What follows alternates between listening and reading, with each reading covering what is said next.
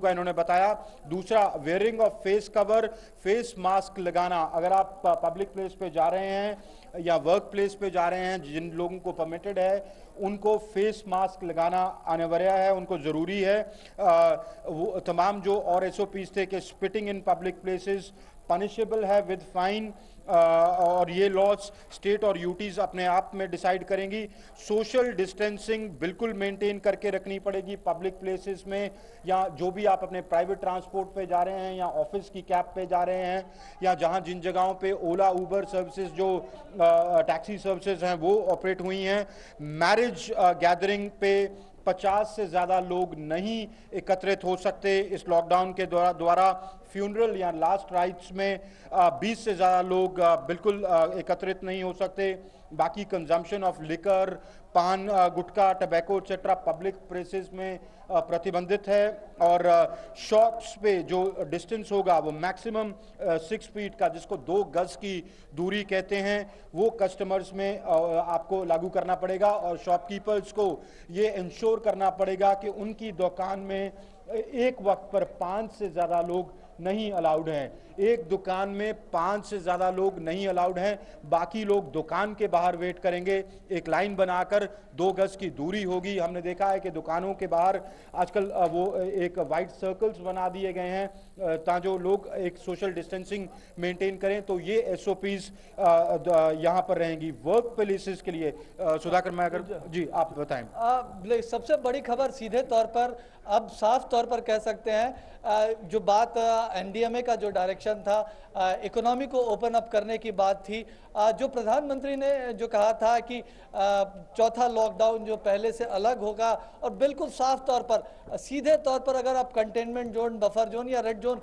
जिसकी बात की जा रही है, और ये राज्यों पे छोड़ दिया गया आर्यन कि वो किस तरह से अपना कंटेनमेंट जोन, रेड जोन या बफर जोन तय करते हैं, कितने इलाके को करते हैं। स्वास्थ्य मंत्रालय ने इसके लिए गाइडलाइंस दिया हुआ है, उस गाइडलाइन के आधार पर राज्य और जिला प्रशासन तय करेंगे। उसके अलावा उसके बाहर जो प्रतिबंधित गतिविधियां, जिसमें मेट्रो या फिर एयर ट्रैवल, इस तरह की जो तमाम गतिविधियां हैं उसको छोड़ दी जाए, जो सोशल गैदरिंग थे उसको छोड़ दी जाए, तो सभी गतिविधियों की इजाजत दी गई है। सुधाकर, बहुत बड़ा फैसला, इसमें किसी तरह का कोई रेस्ट्रिक्शंस नहीं रहेगा। जी सुधाकर, एक आम नजरिए से मैं समझना चाहता हूं कि अगर प्रतिबंधित इलाका नहीं है उसके बाहर, क्या अगर वहां पे ऑफिसेज हैं, बाजार हैं, तो क्या वो एक सामान्य दिनों के साथ में गाइडलाइन का पालन करते हुए खुल सकते हैं, लोग ऑफिस जा सकते हैं, या उसको लेकर भी प्रतिबंधित है, उसको लेकर कोई स्पष्टता अभी? बिल्कुल बिल्कुल, देखिए किसी भी चीज पे कोई पाबंदी नहीं है।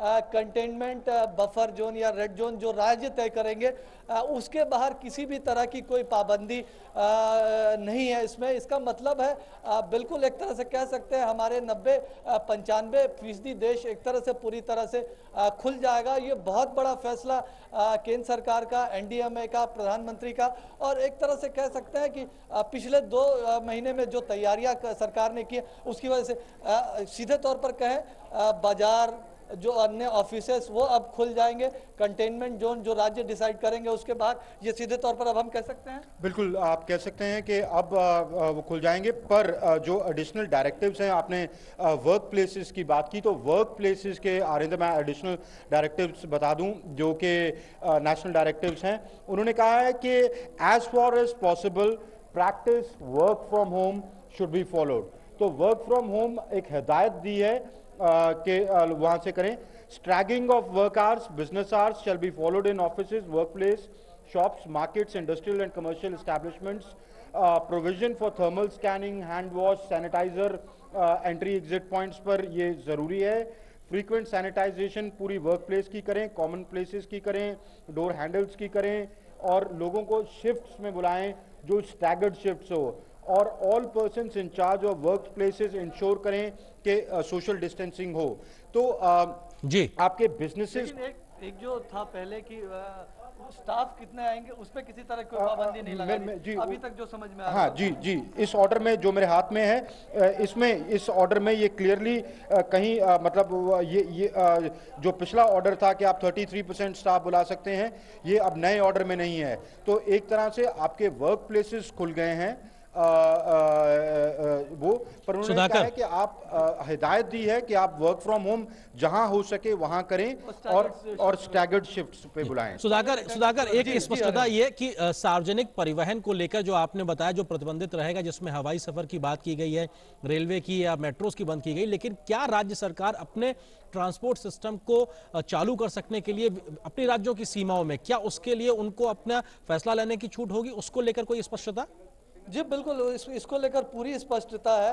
राज्य सरकार जो इंट्रा राज्यों के भीतर उनको किसी तरह का भी ट्रांसपोर्टेशन चलाना है, मेट्रो रेल नहीं चलाया जा सकता, साफ तौर पर कहा गया है। जहां तक भारतीय रेलवे की बात है तो भारतीय रेलवे को लेकर हमको पता है कि अभी श्रमिक स्पेशल चलाए जा रहे हैं और कुछ ट्रेन इकोनॉमिक एक्टिविटीज को लेकर चलाए जा रहे हैं। तो ये भारतीय रेलवे, केंद्र सरकार इसके बारे में फैसला करेगी जैसे जैसे उसमें क्या किस तरह से और इसको आगे बढ़ाना है। तो आने वाले समय में अब जब इस तरह की गाइडलाइंस आई है, जब पूरी अर्थव्यवस्था को एक खोलने की बात की गई, एक बहुत बड़ा फैसला लिया गया, तो मुमकिन है कि उसको लेकर भी आने वाले में समय में फैसला होगा। लेकिन राज्य को अब छूट है कि वो परिवहन को लेकर जिस तरह की व्यवस्था चाहते हैं, उनके जो अधिकार में क्षेत्र में है, जिनको उनकी अपनी परिवहन सेवा है, मेट्रो रेल को छोड़कर वो चला सकते हैं राज्य के भीतर, इसमें किसी तरह की कोई पाबंदी नहीं है। और इंटर स्टेट को लेकर सिर्फ ये है कि दो राज्यों का एक म्यूचुअल कंसेंट होना चाहिए कि उन दोनों राज्यों के बीच बसेस या दूसरी गाड़ियां चले या ना चले, तो ये दो राज्यों की सहमति होना जरूरी है। तो ये बहुत बड़े फैसले हैं। बिल्कुल सुधाकर, कंटेनमेंट जोन के बाहर राज्यों के भीतर लोग अपने निजी वाहनों से आ जा सकते हैं, इसको लेकर भी। और दूसरा चीज ये कि जो ऑनलाइन जो टैक्सी सर्विसेज होती हैं, उबर, ओला ऐसी, क्या अब वो भी प्रतिबंधित नहीं रहेंगी, वो भी चल सकेंगी सामान्य तौर पे? इस तरह के किसी भी प्रतिबंध की बात इसमें नहीं की गई है। राज्य जरूर कहा गया कि राज्य अपनी तरफ से अगर कुछ और कंटेनमेंट जोन्स, रेड जोन्स, ये तमाम चीजें बना सकता है। तो हो सकता है कि कुछ राज्य ये चाहेंगे कुछ इलाकों में इस तरह की चीजों पर प्रतिबंध रहे जो राज्य ज्यादा प्रभावित है, तो ये राज्यों पे जरूर छोड़ा गया है। लेकिन केंद्र की तरफ से इस तरह का कोई प्रतिबंध लगाया नहीं गया। केंद्र की तरफ से जरूर ये कहा गया कि राज्य जिसको भी कंटेनमेंट जोन, बफर जोन या रेड जोन घोषित करते हैं हेल्थ मिनिस्ट्री के गाइडलाइंस के मुताबिक, तो वहां सिर्फ एसेंशियल गतिविधियों को, जो जरूरी सेवाओं की अनुमति रहे, इसकी कोशिश राज्य करे। इसके अलावा केंद्र बाकी जगह पर क्या गतिविधियां, ये पूरी तरह से अब राज्यों पर किसी तरह कह सकते हैं पाबंदी पूरी तरह से हटा ली गई है। हो सकता है एक दो केसेस में राज्य अपनी तरफ से फैसला करे। केंद्र की तरफ से अब किसी तरह का कोई पाबंदी नहीं है। कंटेनमेंट जोन या रेड जोन या बफर जोन, इसको जो नाम दिया जाए, राज्य सरकारें जो नाम देना चाहे, उसके बाहर जो प्रोहिबिटेड एक्टिविटीज है, सोशल गैदरिंग या एयर ट्रैवल या सिनेमा हॉल्स, होटल, रेस्टोरेंट, इसको छोड़कर। जी, लेकिन सुधाकर, शाम 7 से सुबह 7 बजे तक का प्रतिबंध तो चालू रहेगा, यानी कि इस दरमियान जिन आर्थिक गतिविधियों का जिक्र किया जा रहा वो नहीं चलेंगी ना? जी बिल्कुल बिल्कुल, शाम 7 बजे से सवेरे 7 बजे तक नाइट कर्फ्यू शब्द का एक तरह से इसमें इस्तेमाल किया गया है और वो जारी रहेगा। ये कहा गया, मैं आपको एक बार फिर से उसको पढ़ के भी सुनाना चाहूंगा।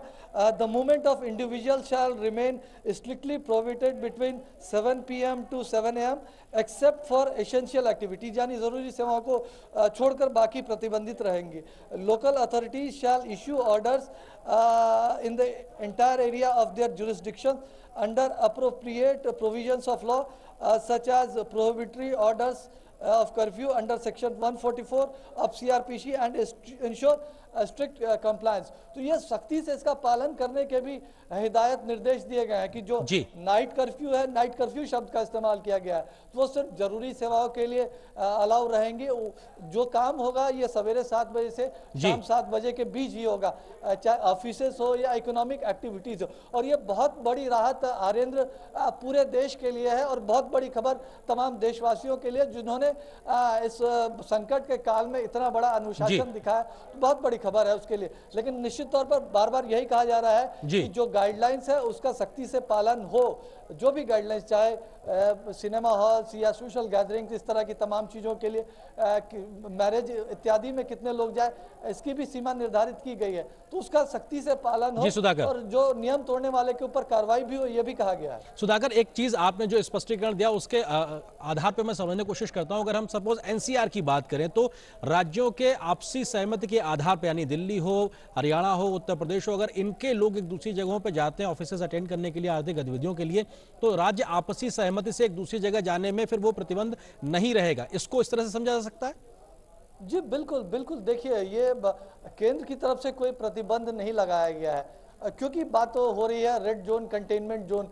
हाल ही में हमने देखा कि नोएडा ने या गाजियाबाद ने या गुड़गांव ने कुछ मूवमेंट्स पे प्रतिबंध लगाए थे। वो प्रतिबंध उन्होंने अपने लिहाज से इसलिए लगाए थे कि उनका इलाका एक तरह से रेड जोन की तरफ बढ़ रहा था या रेड जोन में आ गया था। तो ये एक तरह से राज्यों को आपस में विचार विमर्श करके ये कहा गया है, राज्यों के ऊपर ये बात छोड़ी गई है कि वो किस तरह से तमाम चीज़ों को देखते हैं। उसके बाद इंटर स्टेट मूवमेंट की जहाँ तक बात है, दिल्ली से गुड़गांव, दिल्ली से फरीदाबाद, दिल्ली से नोएडा, तो वो राज्य हरियाणा या दिल्ली, यूपी या दिल्ली, इस तरह से आपस में मिलकर तय कर सकते हैं। तो ये राज्यों के ऊपर छोड़ा गया, या बिहार या यूपी या बिहार या बंगाल या महाराष्ट्र या गुजरात, तो ये राज्य आपस में मिलकर तय कर सकते हैं बसेस या दूसरी गाड़ियों को चलाने की अनुमति। तो ये कहा गया। एक और मैं फिर से एक बात दोहराना चाहूँगा, ये जो छूट दी गई है, ये जो आर्थिक गतिविधियों को खुलने की बात की जा रही है, और ये बहुत महत्वपूर्ण निर्देश है, इसको मानना भी, क्योंकि इन निर्देशों का पालन करते हुए ही हम अभी इस मुकाम तक पहुंचे हैं कि हमने इतने बड़े देश में कंट्रोल करके। तो मैं फिर से दर्शकों के लिए ये चीज़ दोहराना चाहूँगा, आर्यन, जो डायरेक्टिव्स हैं इसका पालन बहुत ज़रूरी होगा, बहुत अहम होगा। फेस कवर किसी भी पब्लिक प्लेस पर जाए, अगर वर्क प्लेसेस पर जाए, अगर किसी भी सार्वजनिक स्थल पर जाए, ऑफिसेस में जाए, तो मास्क या फेस कवर लगाना बहुत ज़रूरी होगा। और वो घरेलू भी हो सकता है या आप कहीं से खरीद कर लाए हो, तो वो बहुत ज़रूरी होगा। इसके अलावा जो स्पिटिंग इन पब्लिक, जो थूकने की प्रवृत्ति है सार्वजनिक स्थानों पर, उस पर निश्चित तौर पर रोक रहेगी और कार्रवाई भी कर सकते हैं कानून के मुताबिक लोकल अथॉरिटी, ये दोहराया गया। तीसरी बात जो है, पब्लिक प्लेसेस हो या ट्रांसपोर्ट हो, वहाँ पर सोशल डिस्टेंसिंग को सख्ती से, गंभीरता से उसको फॉलो करना पड़ेगा।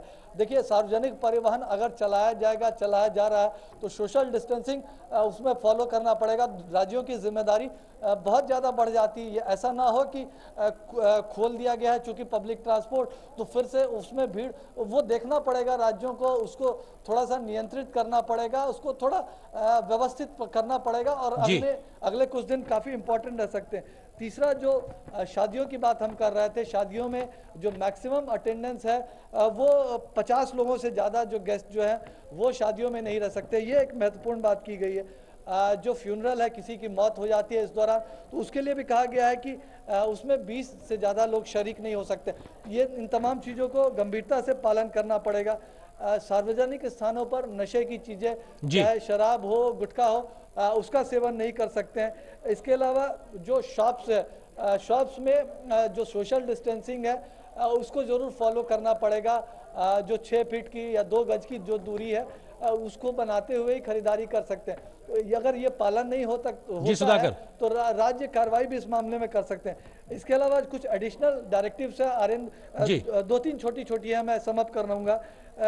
जितना पॉसिबल हो जो ऑफिसेस है वो कोशिश करें कि वो वर्क फ्रॉम होम कराए लोगों को। ऐसा ना हो कि ऑफिसेस खोल दिया गया तो सबको कार्यालय बुलाया जाए। जितना मुमकिन हो तो वर्क फ्रॉम होम की सुविधा दी जाए, ये कहा गया। इसके अलावा जो बिजनेस आवर्स हो या ऑफिस आवर्स हो, स्टैगर्ड अटेंडेंस हो, या छिटपुट लोग अलग अलग शिफ्ट में इस तरह से काम हो, इसकी बात की गई है।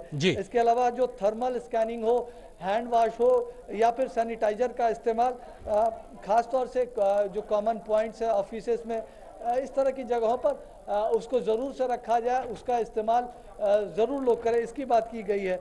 जो वर्क प्लेसेस है या जो सार्वजनिक स्थान है या जो डोर हैंडल्स हो सकते हैं जिनको छूने की बात हो, उनका प्रॉपर सैनिटाइजेशन लगातार होता रहे, इसकी बात की गई। और जो आखिरी महत्वपूर्ण बात की गई है कि जो सोशल डिस्टेंसिंग है वो ज़रूर पालन किया जाए। फिर से एक बार दोहराया गया है, ताकि इस तरह से लोगों को लगाया जाए कि शिफ्ट में काम कर सके, सोशल डिस्टेंसिंग रहे। तो इसको फिर से दोहराया गया, ये तमाम सरकारी निजी कार्यालयों के लिए रहेगा। तो ये बहुत महत्वपूर्ण संदेश है।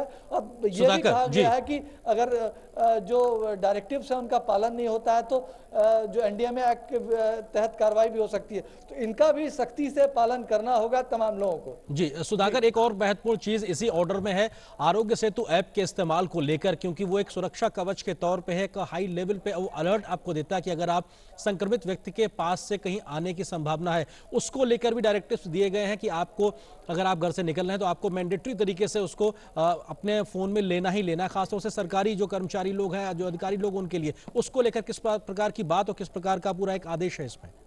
जी देखिए, इसमें सभी लोगों के लिए कहा जा रहा है कि खासतौर से जो ऑफिसेस कार्यालय जो खुले तो वहाँ तो बिल्कुल इंश्योर किया जाए कि ये आरोग्य सेतु ऐप जो तमाम वर्कर्स हैं, चाहे निजी कार्यालयों में हो चाहे सरकारी कार्यालयों में, अगर कॉम्पैटिबल फ़ोन है तो उसमें आरोग्य सेतु ऐप डाउनलोड कर सकते हैं। हमको पता है कि आरोग्य सेतु ऐप के लिए IVRS सर्विस भी शुरू हुई है, तो उसका भी इस्तेमाल किया जा सकता है। जो नॉर्मल फ़ोन है जिसमें कह सकते हैं कि ऐप डाउनलोड करने की सुविधा नहीं होती है। लेकिन जो तीसरी बात वो कहा गया है कि डिस्ट्रिक्ट अथॉरिटी ये भी कोशिश करे कि तमाम इंडिविजुअल्स के पास भी ये आरोग्य सेतु, अगर दुकानें खुल रही हैं, अगर लोग सार्वजनिक परिवहन हो, तो एक तरह से प्रोत्साहित करें आरोग्य सेतु ऐप को डाउनलोड करने के लिए।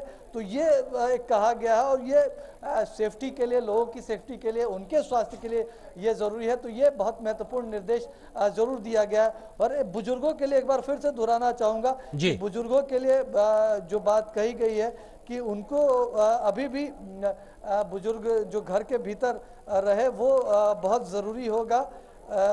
उनके लिए जो है कि खासतौर से जो 65 साल से ज़्यादा के जो बुजुर्ग हैं उनके लिए बात की गई है, और जो 10 साल से जो छोटे बच्चे हैं तो उनको भी अभी भी घर में रहने की सलाह दी गई है। तो ये भी महत्वपूर्ण एक दिशा निर्देश है बच्चों और बुजुर्गों के लिए, उनके स्वास्थ्य के लिहाज से ये कह सकते हैं। सुधाकर, एक बात ये भी है कि किस तरीके से जो धार्मिक गतिविधियां हैं, जिसमें हम कह सकते हैं चाहे मंदिर हो, मस्जिद हो, गुरुद्वारे हो या फिर गिरजाघर हो, वहां पर किसी प्रकार की गतिविधियां नहीं होंगी, वो अभी प्रतिबंधित रहेंगी।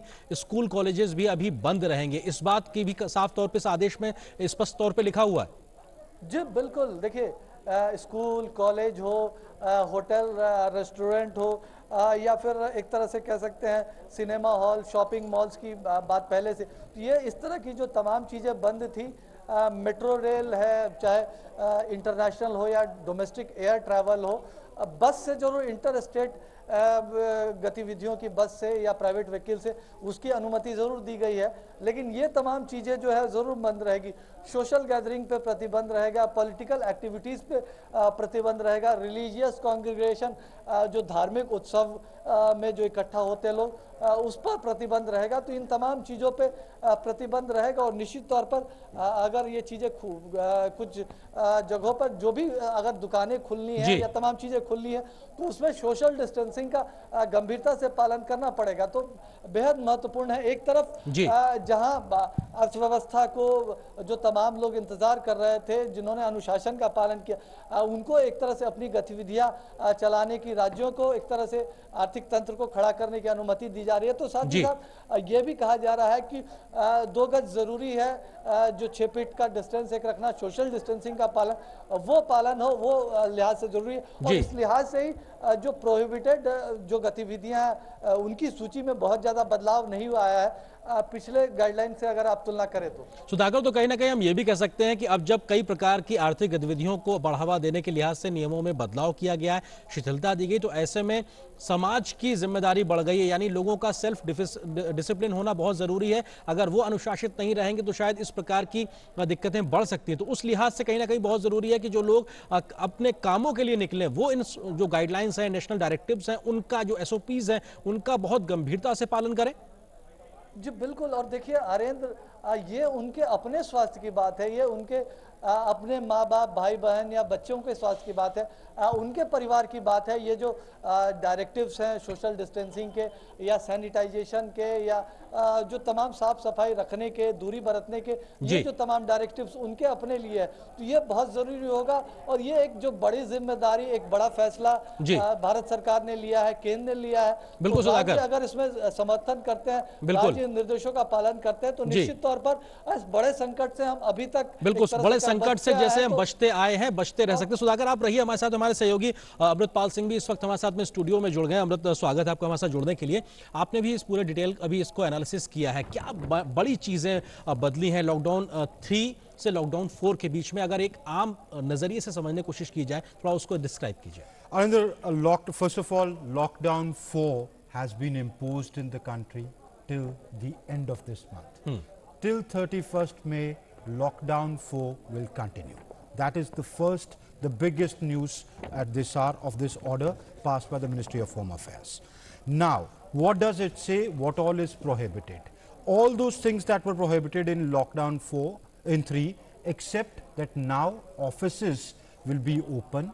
Interstate movement is allowed, but given the mutual consent between the states.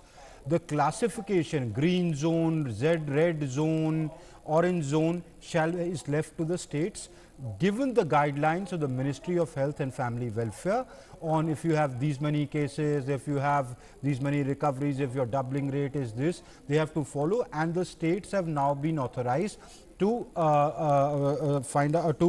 designate what zones are there in their particular state, given the amount of spread of the coronavirus.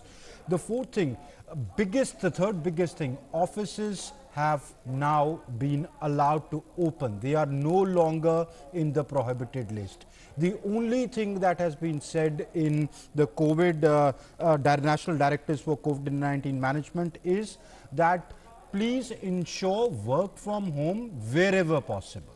Earlier, like there was that 33% staff will be allowed except for essential services. Now offices can run from full strength, but the 7 to 7 curfew that's my colleague Sudhakar was talking night about, curfew. The night curfew, 7 p.m. to 7 a.m. no offices except in the essential services like hospitals, media houses, police, government offices, those handling air operations, evacuation operations, they will of course operate, but other offices will remain closed.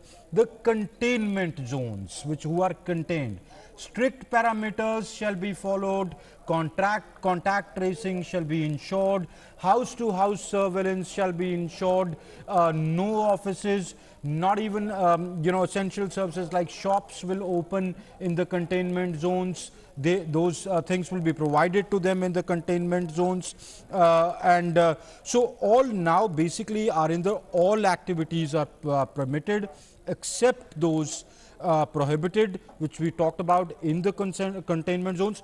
Only essential services, are allowed in the containment zone. Let me clarify, essential services are allowed in the containment zone. All other activity, if your office falls in the containment zone, those offices shall not function. What shall not function, if I can quickly read, what shall not function throughout the country, what is prohibited throughout the country: domestic and international travel of passengers, no flights except for the special flights, air ambulances, medical services, etc., security purposes like Air Force and things like that. Metro rail services shall not operate. Metro rail shall not operate till the 31st. Schools, colleges, educational institutions will remain shut. Hotels, restaurants, hospitality services, except those catering to, say, the police or the essential services, they will not be allowed. Cinema halls, shopping malls, gymnasiums, swimming pools, entertainment parks, theaters, bars, auditoriums, not allowed to operate throughout the country. Social, political, sports, entertainment, academic, cultural, religious functions, not allowed. religious places of worship closed. Religious congregations are strictly prohibited throughout the country, no matter you are in green zone, orange zone, red zone, containment zone, nowhere will these activities take place. तो अमृत, कुल मिला के कह सकते हैं कि जो social gathering की जहां जहां संभावना हो सकती है वो किसी भी जोन में हो थ्रू द कंट्री, उनमें कहीं पे भी कोई छूट नहीं रहेगी। ये नेशनल डायरेक्टिव्स हैं, ये गाइडलाइंस एसओपीज बना के दिए गए और ये खास तौर से फॉर वर्क प्लेसेस, वर्क नहीं, जो सोशल गैदरिंग जैसे आपने कहा शादी ब्याह हो गया या इस प्रकार के जो सार्वजनिक जगहों के स्थल है उस पर कहीं ना कहीं पूरी तरीके से रोकने की बात। शादी ब्याह पे 50 लोग और 20 लोग किसी की अगर मृत्यु होती है तो वहां पे जा सकते हैं। और सुधाकर, हमें इस बात की भी जानकारी मिल रही है कि जो कैबिनेट सचिव हैं, कैबिनेट सेक्रेटरी हैं, वो जो है बात करेंगे राज्यों के मुख्य सचिवों के साथ में। तो क्या ये अब फोकस होगा कि अब जो एक नई गाइडलाइंस के साथ में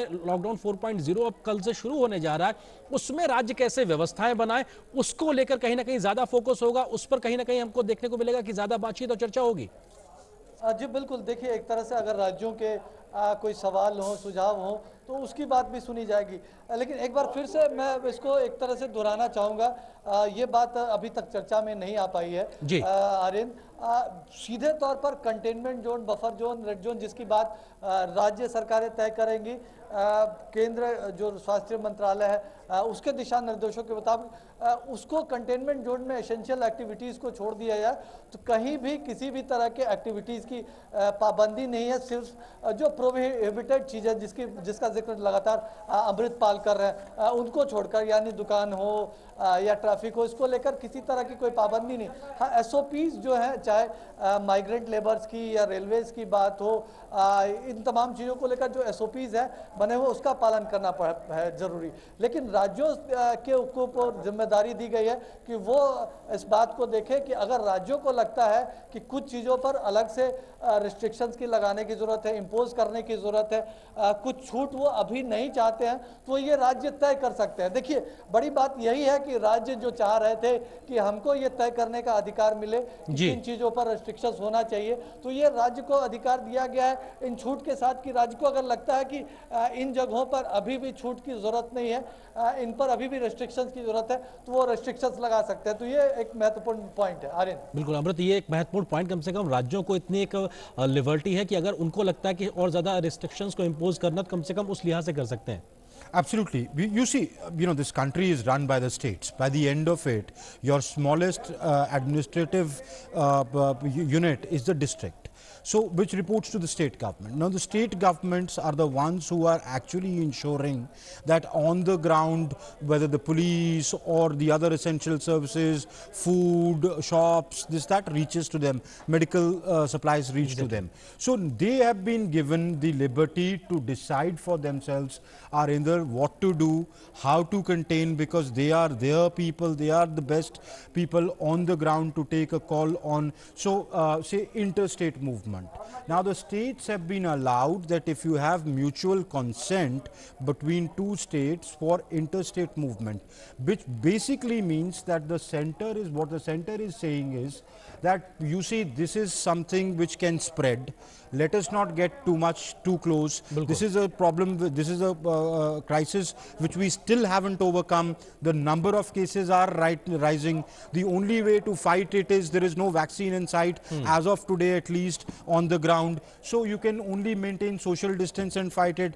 So, but if it is leading to economic distress, if it is leading to humanitarian distress, as we've seen in the case of migrant workers who are stranded or people in distress who are being brought from outside, states can take a call where it is necessary to allow that movement. But general हदायत ये है कि साहब आप movement, social gathering और movements ना करें, और अगर जरूरी है तो आप कर लें। बिल्कुल। हमारे सहयोगी श्यामा मिश्रा इस वक्त मुंबई से हमारे साथ में जुड़ी हुई। श्यामा, महाराष्ट्र सबसे ज्यादा प्रभावित राज्यों में से है कोरोना संक्रमण की अगर बात की जाए, ऐसे में किस तरीके से इस लॉकडाउन 4.0 में एक बैलेंस अप्रोच के साथ में महाराष्ट्र में आर्थिक गतिविधियों को बढ़ाने, संक्रमण को रोकने के लिए हम कल से प्रयास देख सकते हैं? राज्य सरकार किस प्रकार से आगे बढ़ेगी?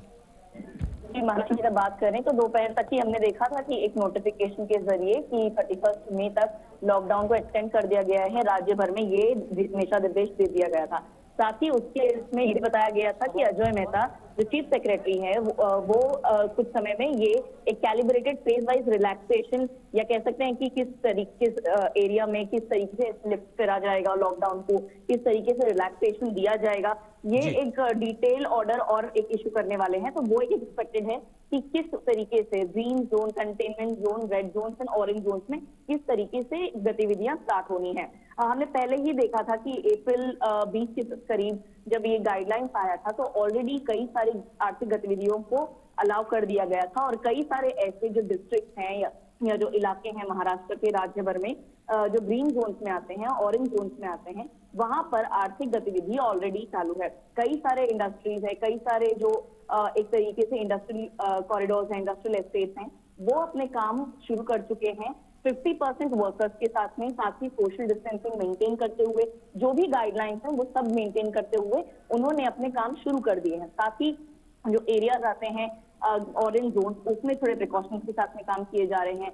रेड जोन और कंटेनमेंट जोन वो जोन से जहां पर काफी ज्यादा प्रिकॉशन लिए गए हैं और जो दुकान ऑरेंज या ग्रीन जोन में शुरू करने के लिए कहा गया था, अलाउ किया गया था, वो यहाँ पे प्रतिबंधित था। अभी भी हम ये एक्सपेक्ट कर रहे हैं क्योंकि जो ऑर्डर आया है एमएचए का, ये उसमें ये भी कहा गया है कि स्टेट वाइज भी एक ऑर्डर आएगा कि वो क्या अलाउ करना चाह रहे हैं, क्या अलाउ नहीं करना चाह रहे हैं। लेकिन एक्सपेक्टेड यही है कि जो भी लार्ज गैदरिंग वाले एरिया है, ब्रीडिंग ग्राउंड हो सकते हैं कोरोना वायरस के लिए, वो सभी बंद रहेंगे।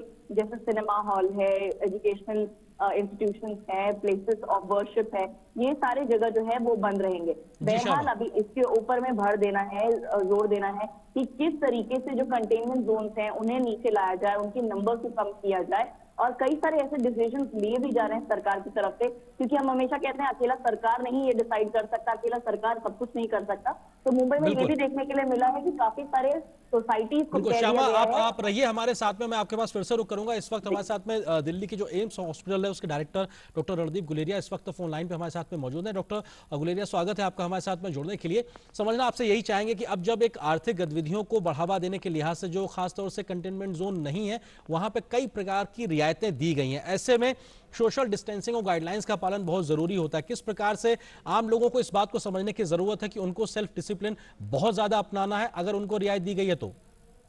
हाँ, ये बहुत जरूरी है क्योंकि जैसे जैसे रियायत दी जा रही है ये रिस्पॉन्सिबिलिटी हर एक नागरिक की हो जाती है कि उसके साथ जैसे जैसे आपको फ्रीडम दी जा रही है आप अपनी रिस्पॉन्सिबिलिटी भी समझें, जिससे कोविड-19 जो है वो आगे ना फैले।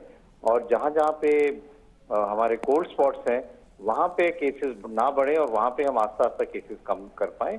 और इसी के साथ साथ जो कंटेनमेंट जोन्स हैं वहाँ पर भी लोगों को अपनी रिस्पॉन्सिबिलिटी समझनी चाहिए कि वहाँ पे केसेस जो हैं आस्ता आस्ता फिर वो फ्लैटन हो और फिर कम होने शुरू हो। जी डॉक्टर गुलेरिया, अब जब लोग अगर कल से निकलना शुरू करेंगे घरों से तो क्या एक आम हिदायत, क्योंकि दुनिया काफी बदल गई है, ऐसे लोग जो लंबे समय से घरों में अब जब वो बाहर निकलना शुरू करेंगे किस प्रकार का एक उनको सलाह देना आपको लगता है कि इस वक्त उचित है कि जब वो इन छोटी छोटी बातों का वो खास तौर से ख्याल रखें संक्रमण से बचने के लिए या किसी से संक्रमण हो सकने की स्थिति में बचने के लिए? तो मेरा ये सबके लिए यही निवेदन है कि हमें सतर्क रहना है। अभी भी कोरोना वायरस की हमारी लड़ाई खत्म नहीं हुई है, अभी तो काफी हद तक लड़ाई आ गई है, ये काफी टाइम के लिए हमारे साथ रहेगा और हमें एक अपना न्यू लाइफस्टाइल बनाने की जरूरत है। चाहे वो फिजिकल डिस्टेंसिंग हो, चाहे अब मास्क डालने की आदत हो, चाहे घर में जब भी आए या कहीं भी जाएं तो हाथ धोने की आदत हो, चाहे वो साबुन और पानी से हो या हैंड सैनिटाइजर से हो। ये सारी जो आदतें हैं ये हमें डालनी पड़ेंगी। क्राउडेड एरियाज को अवॉइड करना है, स्पेशली वो जो लोग हैं जो हाई रिस्क कैटेगरी में आती हैं, हमारे बुजुर्ग लोग जो हैं या जिनको कोमॉर्बिडिटीज हैं, साथ में और बीमारियां हैं जैसे डायबिटीज हैं, हाइपरटेंशन है, हार्ट की बीमारी है या क्रॉनिक डिजीजेज हैं, उन लोगों को बहुत ध्यान रखना है कि वो बाहर ना जाएं। और ये जो जैसे क्राउडेड एरियाज हैं उनमें हम सोशल डिस्टेंसिंग के नॉर्म्स जो हैं वो पूरी तरह से फॉलो करें। Dr. Guleria, now that workplaces have been permitted to open, but we generally see that people, when they gather, they forget in their general life social distancing.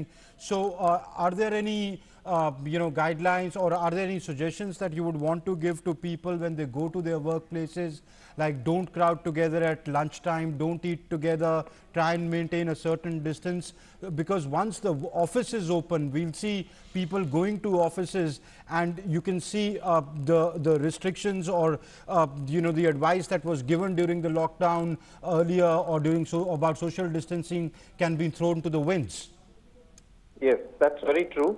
So my advice is that we have to be responsible. Even for offices, each office should plan a way how each person would sit with social distancing, how they will have an entry and exit so that they don't cross each other too often, and there is a good cross ventilation in terms of opening the windows, and the meals that they take or the social interaction they do can be done using either the phone or through the WhatsApp messages. And it would be a nice habit if they had their meals on their own, talking to each other from a distance rather than crowding together. So we will have to develop new norms for either people going to offices, people going on lifts, people using the staircase, or the staggered time of entering into an office.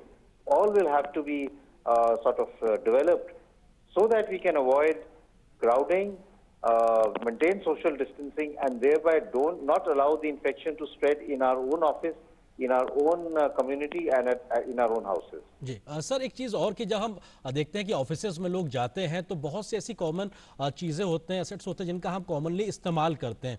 उस प्रकार की वस्तुओं का इस्तेमाल करते समय किस प्रकार की हिदायत की बहुत ज़रूरत, क्योंकि वर्क टर्मिनल्स की बात हो या इस प्रकार की और भी चीज़ों को लेकर, उस पर क्या खासतौर से हिदायत एक तरीके से कि संक्रमण से बचा जा सके?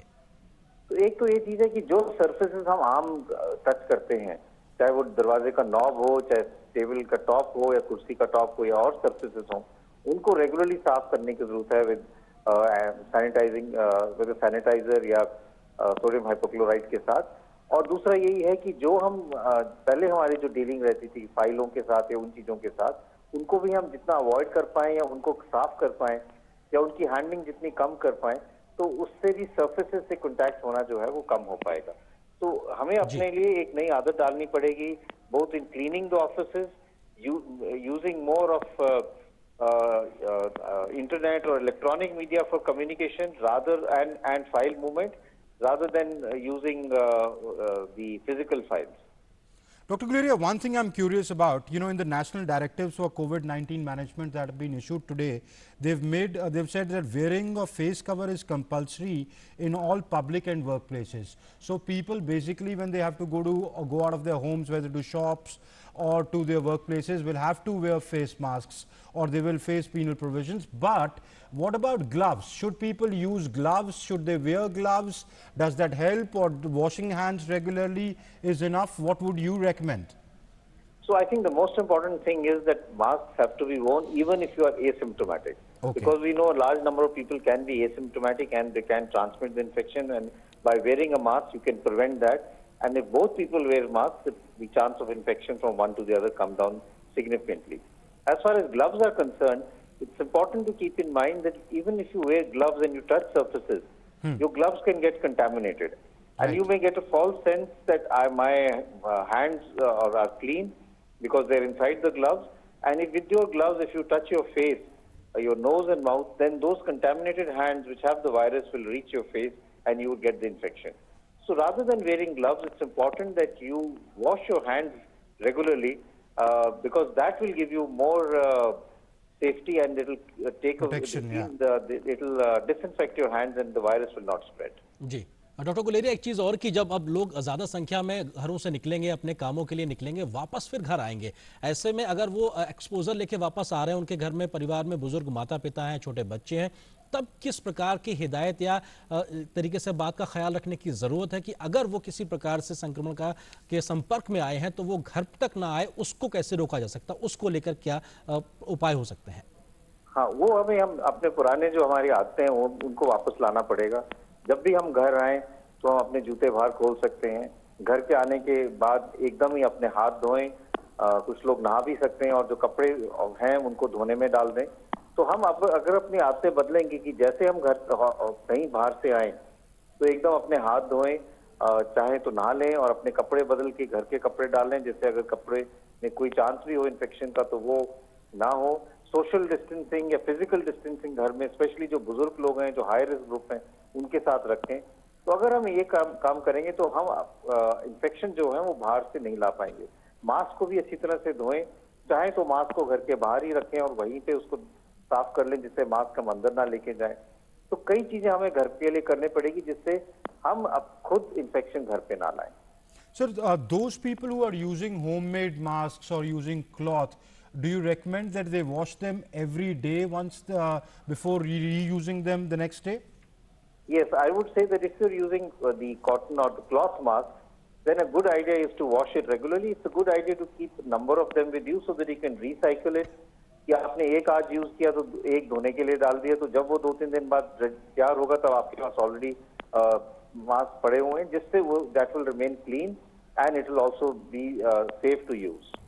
सर, एक चीज और कि लोग अब अगर अपने वाहनों से ऑफिसेज के लिए जाएंगे, अपनी गाड़ियों का इस्तेमाल करेंगे, तो क्या उसको भी डेली डिसइंफेक्ट करने की जरूरत है या इस प्रकार की जरूरत नहीं है? इसको लेकर आप क्या सलाह देना चाहेंगे? तो अगर आप अपनी गाड़ी खुद चला रहे हैं और आपके साथ कोई नहीं है और अपने हाथ आप गाड़ी में जब अंदर जाते हैं तो साफ करते हैं, क्योंकि गाड़ी का हमारा जो है, एक तो हमारा स्टीयरिंग व्हील है या जो सीट्स है, कवर है, उसको हम साफ कर सकते हैं। दूसरा जो बाहर का डोर है, जहाँ पे और लोग भी टच कर सकते हैं, तो ये उन बाहर की जो सर्फेसेस हैं उनको तो रेगुलरली साफ करना चाहिए।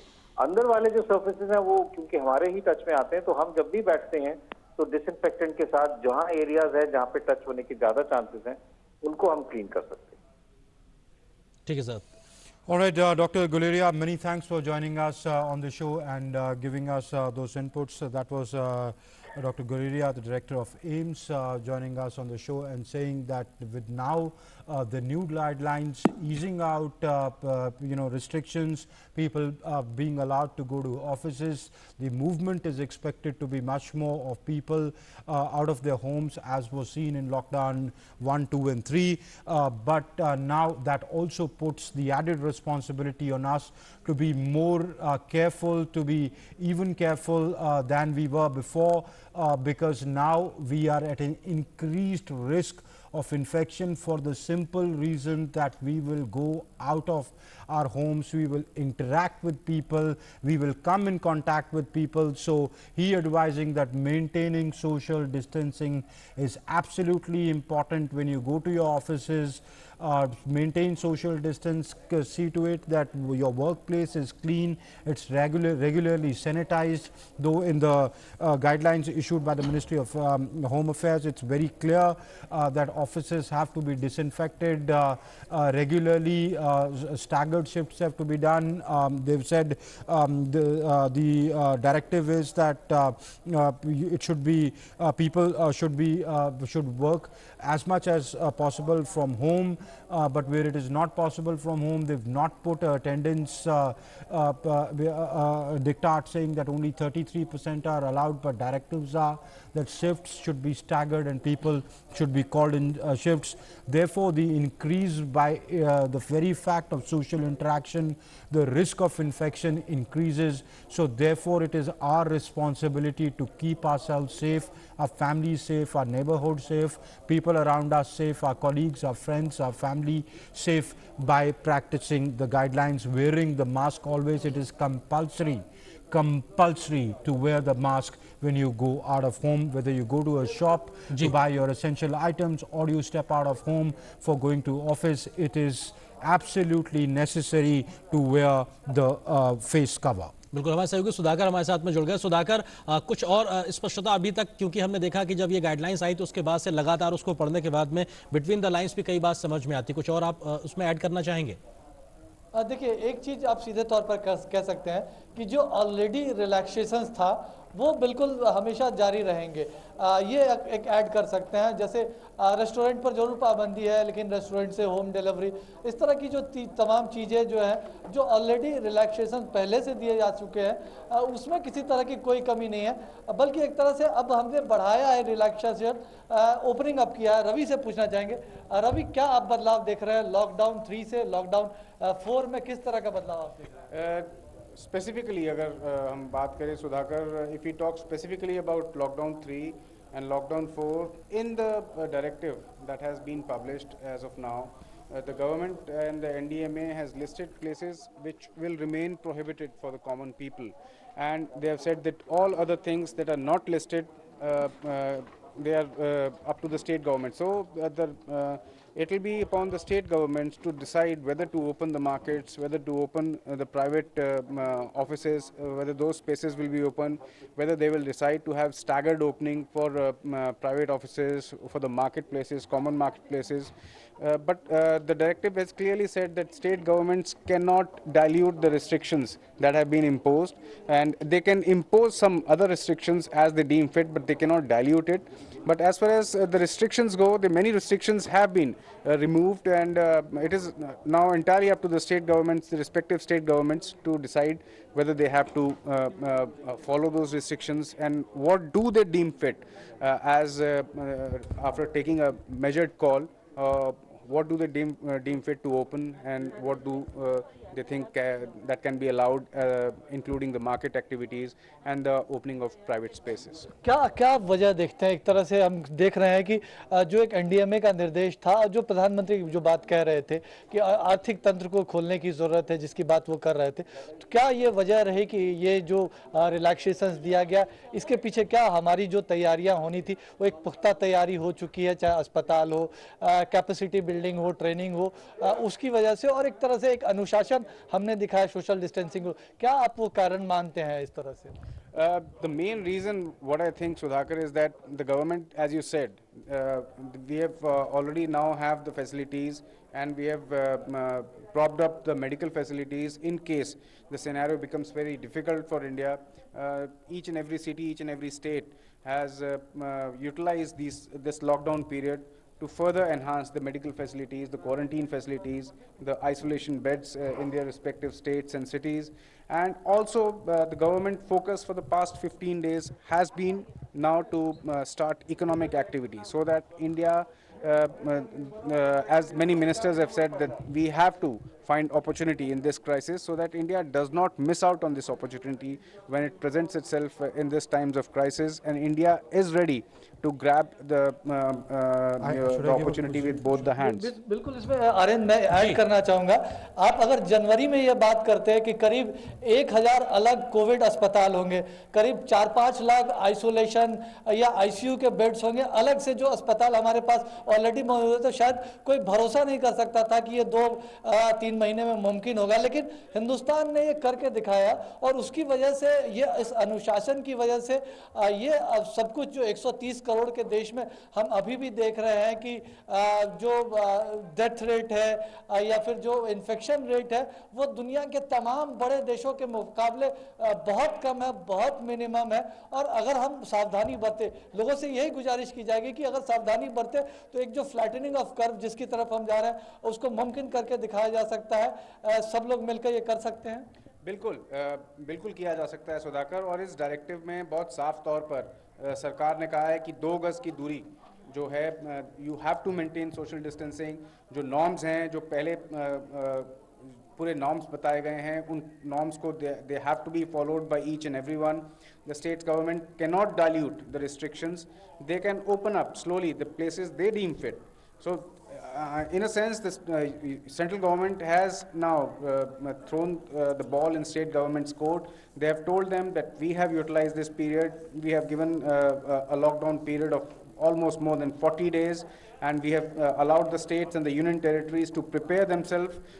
We have already flattened the curve. We have not allowed it to soar northwards. And now it is up to the state governments to decide what they want to open and what they want to remain in the restricted zone, in the containment zone. And generally now it will be the call of the state government, because many state governments were demanding that they should be allowed to open up certain activities that will help them to rev up the revenues. Now it is their call. They can open up the things. They can allow the economic activity to continue as and when they deem fit, and as and when they deem that the time has come, opportune time has come for them to open up the economic activity. जी आर्यन, आपको सवाल पूछना चाह रहा हूं। सुधाकर, जो जिक्र आप कर रहे हैं वो महत्वपूर्ण है कि 22 मार्च से अगर हम बात करें और आज की हम बात करें, तो हम इस कोविड की समस्या से लड़ने के लिए बहुत आगे तक अपने आप को सक्षम बना पाए, इसमें कोई दो राय नहीं। लेकिन क्या इस दरमियान एक देश ने यह भी सीखा है कि हमको सेल्फ डिसिप्लिन होकर किस तरह से अब इस समस्या का जूझना है, तब जबकि हम घरों से बाहर निकलने की शुरुआत करेंगे और अपने वर्क प्लेसेस और आर्थिक गतिविधियों को बढ़ाएंगे, उस पर भी कहीं ना कहीं बहुत ज्यादा फोकस होगा अब आने वाले वक्त में। जी बिल्कुल, देखिए, और सबसे ज़्यादा इस बात का भरोसा प्रधानमंत्री नरेंद्र मोदी को था, और जो देश की जो सामूहिक शक्ति है उस पर प्रधानमंत्री ने भरोसा किया।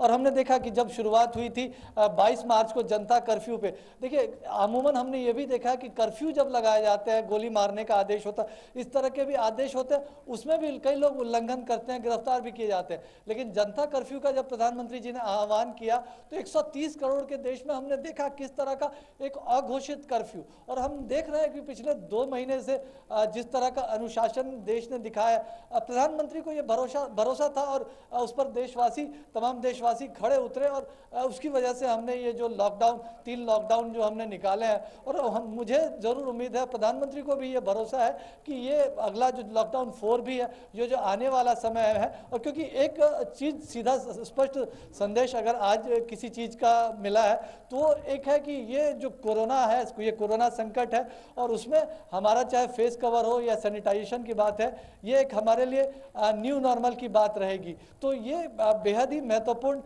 एक संदेश है आरेंद्र, ये जरूर कह सकते हैं। और इस न्यू नॉर्मल के साथ हमें जीना भी है। मेरा फोन भी शायद डिस्कनेक्ट हो गया, तो मैं एक बार रवि से जरूर पूछना चाहूंगा, तो एक न्यू नॉर्मल उसके साथ हमको जीना है, ये भी एक संदेश है पूरे देश के लिए। बिल्कुल सुधाकर, देखें ये बात सरकार के साथ साथ मेरे ख्याल से जो तमाम देश हैं वो भी कह रहे हैं कि कोविड-19 के बाद जो अब समय आएगा उसको इस तरह से नापा जाएगा कि प्री कोविड-19 और पोस्ट कोविड-19 समय क्या था, और ये न्यू नॉर्मल रहेगा। जो रिस्ट्रिक्शंस हैं, कोविड-19 जो वायरस है इतनी जल्दी जाने वाला नहीं है। तमाम जो मेडिकल एक्सपर्ट हैं उन्होंने भी कहा है कि this virus won't go away so easily, and we'll have to learn to live with it now. तो इस वायरस के साथ जीना कैसे है, तमाम रिस्ट्रिक्शंस जो अभी एनफोर्स्ड हैं उनके साथ कैसे जीना है, इसके साथ जीने की कला भी भारत को भी और पूरे विश्व को भी सीखनी पड़ेगी, और यही एक कायदा आगे आने वाले कई महीनों तक रहेगा।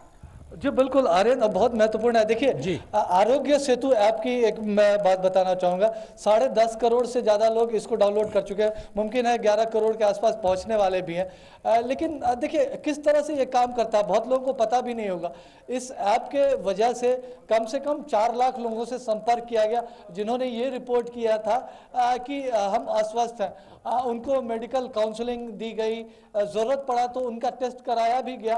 तो इस तरह से एक तरह से आरोग्य सेतु ऐप सुविधा देता है। अगर इनमें से कोई अगर बीमार भी पड़ता है, कोविड पेशेंट बनता है, तो वो जिन लोगों के संपर्क में आएगा उन तमाम लोगों को सतर्क किया जाएगा, उनको अगर क्वारंटीन रहने देने की सलाह है तो वो सलाह दी जाएगी। तो इस तरह से आरोग्य सेतु हेल्प कर सकता है। और दूसरी बात, स्मार्टफोन अगर नहीं भी है तो बेसिक फोन पर भी IVRS की सुविधा के जरिए जो है आरोग्य सेतु की टीम आपसे जुड़ सकती है। तो बहुत महत्वपूर्ण है आरोग्य सेतु ऐप, और जिस बात को दोहराया भी गया है न सिर्फ वर्क प्लेसेस पर बल्कि इंडिविजुअल लोगों को भी प्रोत्साहित किया जाए कि वो ये ऐप डाउनलोड करें। आर्यन, अमृत, आपको लगता है कि इस पूरे दौर में टेक्नोलॉजी ने एक बड़ा रोल प्ले किया? जैसे हम आरोग्य सेतु की बात भी कर रहे हैं, हमने देखा वीडियो कॉन्फ्रेंसिंग के जरिए मीटिंग्स का होना, वर्चुअल या डिजिटल प्लेटफॉर्म के थ्रू कनेक्शन होना, और खासतौर से टेलीमेडिसिन के लिहाज से भी हम देखते हैं कि कई प्रकार के पैकेजेस का भी ऐलान किया गया। आपको लगता है कि फ्यूचर कुछ इस दिशा में आगे बढ़ने वाला, उस तरीके से हमको आगे बढ़ना ही होगा? Absolutely. When you have to maintain social distancing, how do you communicate? You communicate through technology. And the app that Sudhakar was referring to, the Arogya Setu app, is a very important tool towards ensuring the safety, because what it does is it is an early identification tool of potential risk of infection. आप risk पे हैं कि नहीं हैं ये आपको वो पहले बता देता है। उसमें जो आप डेटा देते हैं या आप, क्योंकि आपका GPS वो कॉन्टैक्ट ट्रेसिंग ऐप है ना, तो आपके 500 मीटर दूर, आपके 1 किलोमीटर दूर, आपके 10 किलोमीटर दूर आपकी जो प्रॉक्सिमिटी में लोग हैं, क्या उनमें से कोई इन्फेक्टेड हैं, क्या उनमें से कोई कोरोना पॉजिटिव हैं, क्या उनमें से लोग कुछ अनवेल हैं, तो आप सतर्क हो जाते हैं। ठीक है, तो ये आपको एक पोटेंशियल रिस्क भी बताता है। बाकी तो आप जब टेस्ट कराएंगे तब आपको पता लगेगा कि आप पॉजिटिव हैं कि नेगेटिव हैं, पर ये आपको बता देता है कि आप लो रिस्क पे हैं, आप हाई रिस्क पे हैं, आप सेफ हैं।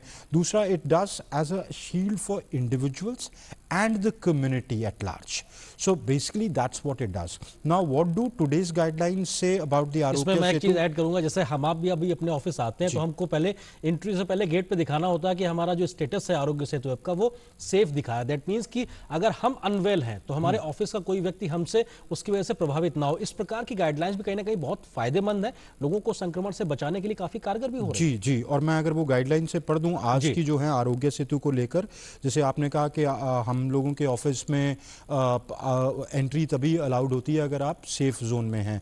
अगर आप हाई रिस्क हैं, जरूरी नहीं कि आप टेस्टेड पॉजिटिव हैं, हाई रिस्क पे हैं, आप अनवेल हैं, तो आप किसी और को इन्फेक्ट कर सकते हैं, क्योंकि हो सकता है आप इन्फेक्टेड हों, तो फिर वो ऑफिस में एंट्री अलाउड नहीं होती, कहा जाता है कि आप जी घर पे रह लें।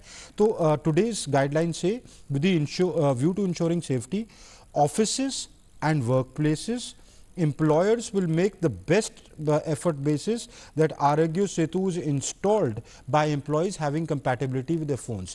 तो जो प्राइवेट संस्थाएं हैं और सरकारी संस्थाएं, उनकी संस्थाओं के एम्प्लॉयज़ को और एम्प्लॉयर्स को कहा गया है कि आप बेस्ट एफर्ट्स करें कि आपके एम्प्लॉयज़ पर वो हो, बिकॉज वो बताती है आपका रिस्क ऑफ इन्फेक्शन भी। और दूसरा कहा गया है कि डिस्ट्रिक्ट अथॉरिटीज़ के इंडिविजुअल्स को एडवाइस करें कि आप अपने जो मोबाइल फोन उन पे एक तो उसको डाउनलोड करें, दूसरा इसको रेगुलरली अपडेट करें। ये भी आपको इंश्योर करेगा कि अगर आप बीमार होते हैं आपको उस ऐप के थ्रू ही मेडिकल जो अटेंशन है वो मिल पाए। अगर आप हाई रिस्क पे जाते हैं, आप अनवेल बताते हैं, तो उसी ऐप के जरिए जो डिस्ट्रिक्ट अथॉरिटीज है उनकी मेडिकल टीम्स आप तक पहुंच सकते हैं। बिल्कुल, तो अपने आप में बेहद महत्वपूर्ण दौर से जिसमें पूरी दुनिया गुजर रही है, हिंदुस्तान गुजर रहा है, और आज लॉकडाउन 3.0 का आखिरी दिन था, लेकिन कल से लॉकडाउन 4.0 की शुरुआत हो रही है, नए गाइडलाइंस के साथ में, नई प्रकार की रियायतों के साथ में। लेकिन जहां पे ज्यादा संक्रमण है, कंटेनमेंट जोन है, वहां पर ज्यादा रियायतें नहीं है, सिवाय जो एसेंशियल सर्विसेज है उसके अलावा कि आपके जीवन के लिए जो अति आवश्यक चीजें हैं उन पे कहीं कोई वादा नहीं होगी। लेकिन बावजूद उसके कंटेनमेंट जोन में आर्थिक गतिविधियों पे फिलहाल एक तरीके से प्रतिबंधित रहेगा, लेकिन बाकी जगहों पर आर्थिक गतिविधियां शुरू होंगी। तो हम लगातार इस बारे में जिक्र कर रहे थे कि जो गाइडलाइंस आई हैं नई, जो गृह मंत्रालय के माध्यम से, उसका आखिर मायने क्या है, इस पर विस्तार से चर्चा कर रहे थे। फिलहाल इस कार्यक्रम में इतना ही। मुझे मेरे सहयोगी अमृतपाल को दीजिए इजाजत। एब्सोल्युटली, ख्याल रखें अपना, सलामत रहें, stay safe, stay at home as far as possible, only step out if it is absolutely essential for you. Staying safe, maintaining social distancing, wearing the mask, maintaining health, hand hygiene, washing your hands with soap regularly is very, very important. Thanks for watching. Namaskar.